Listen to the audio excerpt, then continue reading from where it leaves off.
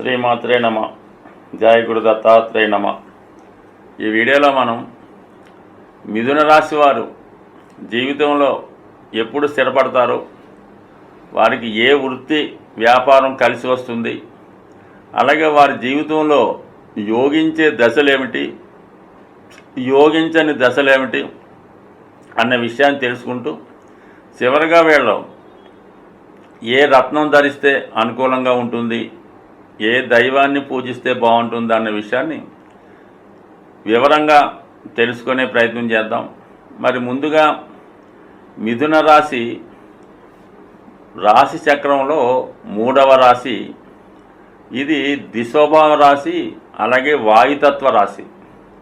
ఈ వాయుతత్వ రాశి అవ్వటం వల్ల వీళ్ళ ఊహలు, ఆలోచనలు చాలా అడ్వాన్స్గా ఉంటాయి. వీళ్ళు ప్రస్తుతం ఉన్నటువంటి ప్రపంచాన్ని ముందుగా ఓ 10 సంవత్సరాల క్రితమే చూడడం జరుగుతూ ఉంటుంది. జీవితంలో ఈ విధమైన వృత్తిలో ఈ విధమైన మార్పులు వస్తుంటాయి, ఈ విధమైన డెవలప్మెంట్ త్వరలో వస్తుంది అనుకుని దానికి అనుగుణంగానే వీళ్ళ టెక్నాలజీని, వీళ్ళ ఆలోచనల్ని మార్చుకునే ప్రయత్నం చేస్తారు. చాలా మంచి కమ్యూనికేషన్ స్కిల్స్ కలిగి ఉంటారు అన్నమాట. సహజంగా 3వ స్థానం అవటం వల్ల అందరితో స్నేహభావంతో కలిసి ఉంటారు. అయితే వీళ్ళ అభివృద్ధి చెందిన కొద్దీ వీళ్ళ యొక్క పరిచయాలు, వీళ్ళ స్నేహితులు కూడా మారిపోతూ ఉంటారు. బాల్యంలో చదువుకున్నప్పుడు ఉన్నటువంటి ఆలోచన విధానం వేరుగా ఉంటుంది. మిడిల్ ఏజ్లో ఉద్యోగ విషయంలో ఉన్నప్పుడు ఆలోచన విధానం వేరుగా ఉంటుంది. బాగా జీవిత చివరి భాగంలో ఒక విధంగా ఉండే అవకాశం ఉంది. ఇప్పుడు కొత్త విషయాన్నే ఆలోచిస్తుంటారో, ఎంత గొప్పదైనా, ఎంత విలువైనదైనా పాతదాన్ని విడిచిపెట్టి కొత్త వైపు నడుస్తూ ఉంటారు. సాధ్యమైనంత వరకు వీళ్ళ వృత్తి అంతా కూడా సొంత ప్రాంతంలో, అంటే ఎక్కడైతే వీళ్ళు తల్లిదండ్రులు స్థిరపడతారో, ఎక్కడైతే వీళ్ళు డిగ్రీ వరకు చదువుకుంటారో ఆ ప్రాంతం వీళ్ళకి పెద్దగా కలిసి రాదన్నమాట. ఆ ప్రాంతం విడిచిపెట్టి వేరే ప్రాంతంకి వచ్చిన తర్వాత బాగా అభివృద్ధి చెందినటువంటి ప్రాంతాలు వీళ్ళకి అనుకూలిస్తూ ఉంటాయి. సాధారణంగా పెద్ద స్టేట్ క్యాపిటల్స్, పెద్ద దేశ రాజధానులు బాగా ఇంప్రూవ్మెంట్ అయినవి బాగుంటాయి అన్నమాట. అంటే యుఎస్లో, లండన్ లాంటి కంట్రీలు, అలాగే ముంబై, బెంగళూరు లాంటి సిటీలోనే వీళ్ళు బాగా స్థిరపడగలిగి ఉంటారు. ఎందుకంటే వీళ్ళకి మనం అబ్జర్వ్ చేసినప్పుడు ఈ మిథున రాశికి 10వ భావం అన్నది మీనరాశి అవుతుంది. మరి మీనరాశి సహజ రాశి చక్రంలో 12వ రాశి అవటం వల్ల వీళ్ళు ఎంతసేపు కూడా వీళ్ళ వృత్తి విదేశంలో కానీ దూర ప్రాంతంలో కానీ ఉండడం జరుగుతుంది. ఆ విధంగా వెళ్ళినప్పుడు మాత్రమే వీళ్ళ జీవితంలో బాగా సక్సెస్ అవ్వగలుగుతూ ఉంటారు. ఇంకొక విశేషం ఏంటంటే వీళ్ళకి 4వ భావం కన్యారాశి సహజ 6వ భావం అవటం వల్ల వీళ్ళకి తల్లిదండ్రులు సంపాదించింది కానీ, పెద్దలు ఇచ్చిన ఆస్తిపాస్తులు ఉన్నప్పటికీ కూడా వాటిని పెద్దగా అనుభవించలేకపోతుంటారు. దాని మీద పెద్ద వ్యామోహం కూడా ఉండదు. వాళ్ళు ఎవరో ఇతరులు అనుభవిస్తూ ఉంటారు. అలాగే వీళ్ళు ఏదైనా సొంత ఇల్లు కొనుక్కోవాలన్నా, ఆస్తి కొనుక్కోవాలన్నా చాలా స్ట్రగుల్ పడి కొనుక్కోవడం జరుగుతుంటుంది. అలాగే వీళ్ళు కొనుక్కున్నటువంటి ఆస్తి, గృహం కానీ ఆస్తి కానీ కొనుక్కున్న దాన్ని వీళ్ళు కూడా అనుభవించలేకపోతుంటారు. అది వేరే వాళ్ళు అనుభవిస్తూ ఉంటారు. బట్ ఏదైనప్పుడు కూడా స్థిరాస్తి అన్నది పెద్దగా వీళ్ళకి కలిసి రాని అంశం. అయితే వాటి ఆస్తుల విలువ పెరగడం వల్ల ఫ్యూచర్లో దాని యొక్క ఉపయోగం అది ఉండే అవకాశం ఉంటుంది. అయితే వీళ్ళకి స్పెక్యులేషను, షేర్ మార్కెట్ ఎట్టి పరిస్థితులు కూడా చేయకూడదు. ఎప్పుడు కూడా ఒకరితో కలిసి వ్యవహారం అన్నా చేయకూడదు. వీళ్ళంతసేపు కూడా నాలెడ్జ్, విద్య ఇంప్రూవ్మెంటు ఆ విధంగా వెళ్తేనే బాగుంటుంది. అయితే మరి ఈ మిథున రాశిలో ఉన్నటువంటి నక్షత్రాలు, అంటే దశల గురించి మనం మాట్లాడుకుంటున్నాం కాబట్టి ఈ రాశిలో ఉన్నటువంటి నక్షత్రాలు పరిశీలించినప్పుడు మరి మృగశిర 3-4 పాదాలు, ఆరుద్ర అంటే రాహుదశ 18 సంవత్సరాలు, దాని తర్వాత వచ్చే గురు మహాదశ 16 సంవత్సరాలు. అంటే ఈ రాశిలో ఉన్నటువంటి మొత్తం గ్రహాల దశ మనం కలిపినప్పుడు రాహు గురువు కలిపి 34, అది 3.5 కుజుడు కాబట్టి 37.5 సంవత్సరాలు ఉంటుందన్నమాట ఈ అందులో. ఈ 37.5 సంవత్సరాల దాకా జాతకుడి యొక్క స్థితి ఒక విధంగా ఉంటుంది. అంటే ఒక మిడిల్ ఏజ్ గాను, ఒక మిడిల్ లైఫ్ గాను, అబవ్ యావరేజ్గానే ఉండడం జరుగుతుంది.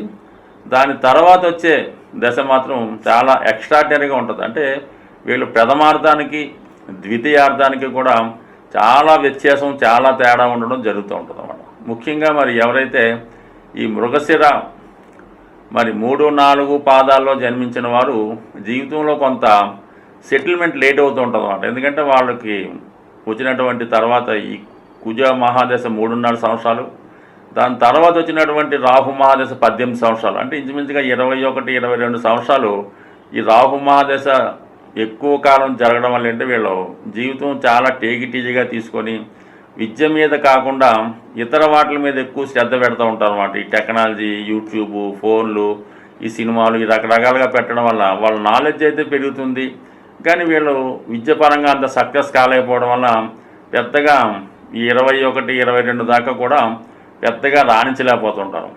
దాని తర్వాత అంటే ఇంచుమించుగా 23, 22 సంవత్సరాల తర్వాత జ్ఞానోదయం అయి అంటే అప్పుడు గురు మహాదశ వస్తుంది కదా. ఈ గురు మహాదశలో జీవితం వాళ్ళు చక్కగా దిద్దుకోబోతులకి ఇంచుమించుగా వాళ్ళ జీవితంలో స్థిరపడబోతులకి ఏమవుతుందంటే ఇందాక అనుకున్నట్టు 36, 37 సంవత్సరాలు వచ్చే అవకాశం ఉంటుంది మృగశిర నక్షత్రంలో జన్మించిన వారికి. అలాగే రాహు అంటే ఆరుద్ర నక్షత్రంలో జన్మించిన వారికి ఎలా ఉంటుందంటే కొంత బెటర్గా ఉంటుంది అన్నమాట. వీళ్ళు ప్రారంభంలోనే రాహు దశలో పుడతారు. అయితే వీళ్ళు పుట్టినప్పుడు రాహు మహాదశలో పుట్టడం వల్ల అంటే ఎవరైతే ఆరుద్ర నక్షత్రంలో పుడతారో వాళ్ళకి ఏముందంటే అప్పుడు వాళ్ళ యొక్క పేరెంట్స్ స్థితి కరెక్ట్గా ఉండదు. పేరెంట్స్ ఉన్నప్పుడు కూడా వాళ్ళు రకరకాల బిజీ కార్యక్రమాల వల్ల, వాళ్ళు వేరే వేరే ఇబ్బందుల వల్ల వీళ్ళ మీద పెద్దగా ఫోకస్ చేయలేకపోతుంటారు, పెద్దగా ఇంట్రెస్ట్ పెట్టలేకపోతుంటారు. దానివల్ల వీళ్ళు లోయర్ ఎడ్యుకేషన్ అంతా కూడా అంటే ఇంటర్మీడియట్ అది దాకా కూడా వచ్చిన ఎడ్యుకేషను పెద్దగా ఫౌండేషన్ పడకపోవడం వల్ల ఒక విధంగా వీళ్ళు తర్వాత జీవితంలో బాగా సెట్ అవ్వలేకపోతుంటారు. సో ఏదైనప్పుడు కూడా ఈ ఆరుద్ర నక్షత్రం వాళ్ళ జీవిత ప్రారంభంలో చిన్న స్థాయి ఉద్యోగంలో ఏదో మామూలుగా తక్కువ స్థాయి ఉద్యోగంలో ప్రవేశించి నెమ్మదిగా స్వయంకరిస్తూ 30 సంవత్సరాలు దాటిన తర్వాత వాళ్ళు జీవితంలో స్థిరపడి అప్పుడు వీళ్ళ వివాహం కూడా జరిగే అవకాశం ఉంది. సో వీళ్ళందరికన్నా బెటర్ ఏంటంటే మనకి పునర్వసు నక్షత్రం. ఈ పునర్వసు నక్షత్రం అనేది చాలా గురు మహా నక్షత్రం అవడం వల్ల వీళ్ళు చిన్నప్పటి నుంచి కూడా ఒక విధమైనటువంటి తెలివితేటలతో, దైవ బలంతో చాలా వరకు జ్ఞానాన్ని సంపాదించి తొందరగానే బాధ్యత స్వీకరిస్తూ ఉంటారు అన్నమాట. ఏ పాదంలో జన్మించినప్పుడు కూడా మృగశిర పునర్వసు ఈ గురు మహాదశ 16 సంవత్సరాలు ఇంచుమించుగా ఉంటుంది, లేదా 12 సంవత్సరాలు ఉండొచ్చు. దాని తర్వాత శని మహాదశ రావడం వల్ల ఇంచుమించుగా 30-32 సంవత్సరాల దాకా కూడా చిన్న స్థాయి ఉద్యోగాలు చేయడం, ఎంత కష్టపడినా కూడా సరైనటువంటి గ్రోత్ లేకపోవడం జరుగుతూ ఉంటుంది. ఎప్పుడైతే 30-32 దాటారో ఎక్స్ట్రాడినరీగా వీళ్ళు ఈ బుధ మహాదశ రావడం, అది లగ్నాధిపతి రాశ్యాధిపతి దశ అవ్వడం వల్ల ఇంచుమించుగా 30-32 తర్వాత అనూహ్యంగా ప్లేస్ మారుతుంది, వివాహ సంబంధించిన విషయాలు కలిసి వస్తాయి, స్థిరాస్తి కొనుక్కుంటారు, జీవితంలో చాలా టాప్ ర్యాంక్ వెళ్ళడం జరుగుతుంటుంది. సో ఏదైనా మరి ఈ మిథున రాశి అలాగే మిథున లగ్న జాతకులు అది ప్రారంభ జీవితం ఫస్ట్ హాఫ్కి సెకండ్ హాఫ్కి చాలా వ్యత్యాసం ఉంటుందన్నమాట. సో అందువల్ల ఏంటంటే వీళ్ళు జీవితంలో చాలా ఆర్థిక సంబంధించిన విషయాలు ఫైనాన్స్ ప్లానింగ్ కరెక్ట్గా ఉండాలన్నమాట. ఎందుకంటే వీళ్ళు స్థాయిని మించి ఖర్చు పెడుతుంటారు, ప్రతిదీ కొత్తగా కావాలనుకుంటారు. వీళ్ళకి ఒక 10 లక్షల కారు సరిపోద్ది అనుకుంటే 50 లక్షల కారు కొంటారు, ఇంకా అవసరమైతే ₹1 కోటి కారు కొంటారు. అది ఎంతగా వాడతారా అంటే 2-3 సంవత్సరాలు వాడి అదేదో తక్కువగా ఆడుకొచ్చి మళ్ళీ కొత్తది కొంటూ ఉంటారు. ఈ విధంగా ఫైనాన్స్ కమిట్మెంట్ సరిగ్గా లేకపోవడం వల్ల, ఫైనాన్స్ ప్లాన్ కరెక్ట్గా లేకపోవడం వల్ల ఎంత కష్టపడ్డా కూడా ఎప్పుడు వీళ్ళు ఆర్థికపరమైనటువంటి నిల్వలు తక్కువగా ఉంటాయి, సమయానికి ధనానికి ఇబ్బంది పడుతుంటారు. కాబట్టి ఫైనాన్స్ ప్లాన్ కరెక్ట్గా ఉండాలి. వీళ్ళు ఇటువంటి లగ్జరీ వస్తువుల కన్నా స్థిరాస్తి మీద పెట్టుబడి పెట్టుకుంటే జీవితం చాలా అనుకూలంగా ఉండే అవకాశం ఉంది. వీళ్ళ జీవితంలో ధరించవలసినటువంటి రత్నం ఏంటంటే వీళ్ళకి బాగా కలిసి వచ్చే రత్నం ఎమరాల్డ్, అంటే పచ్చ ఒకటి పెట్టుకోవచ్చు. పచ్చ కూడా వీలుంటే తక్కువ క్యారెట్ 1 క్యారెట్ సరిపోతుంది. అలాగే ఎట్టి పరిస్థితిలో కూడా వీడు డైమండ్, కొంతమంది స్త్రీలు కళారంగంలో ఉన్నవాళ్ళు డైమండ్ ఉంగరం పెట్టుకోవచ్చు. నీల ఉంగరం సాధ్యమైనంత వరకు పెట్టుకోకుండా ఉంటేనే మంచిది. సో ఏదైనా మిథున రాశి వారు సొంత తెలివితేటల మీద ఆధారపడాలి తప్ప పెద్దగా ఉంగరాలు వీళ్ళకి కలిసిరావు, వీళ్ళ నాలెడ్జే బెటర్గా ఉంటుంది. అయితే వీళ్ళు నిరంతరం కూడా విఘ్నేశ్వరుడి యొక్క ఆరాధన, విష్ణుమూర్తి యొక్క ఆరాధన మంచిది. విష్ణు సహస్రనామాన్ని అర్థాలతో సహితంగా సంపూర్ణంగా తెలుసుకోవడం ఒకటి, వీలైతే భగవద్గీత చదివి దాని సంపూర్ణ అర్థం తెలుసుకుంటే మిథున రాశి వారు జీవితంలో ఏ స్థాయిలో జన్మించినా కూడా చాలా మంచి గొప్ప స్థాయికి, అంటే వీళ్ళ జీవితంలో కష్టపడకుండా, అంటే శారీరక శ్రమ లేకుండా జీవితంలో పైకి వచ్చి వాళ్ళు మేధస్సుతోనే ప్రపంచాన్ని సాధించే విధంగా అభివృద్ధి చెందే అవకాశం ఉంది. ఈ కొద్దిపాటి రెమెడీ, అంటే మనకి భగవద్గీత పారాయణ, విష్ణు సహస్రనామం తెలుసుకోవడం వల్ల ఖచ్చితంగా ఒక మంచి గుర్తింపు వచ్చే అవకాశం ఉంది. స్వస్తి.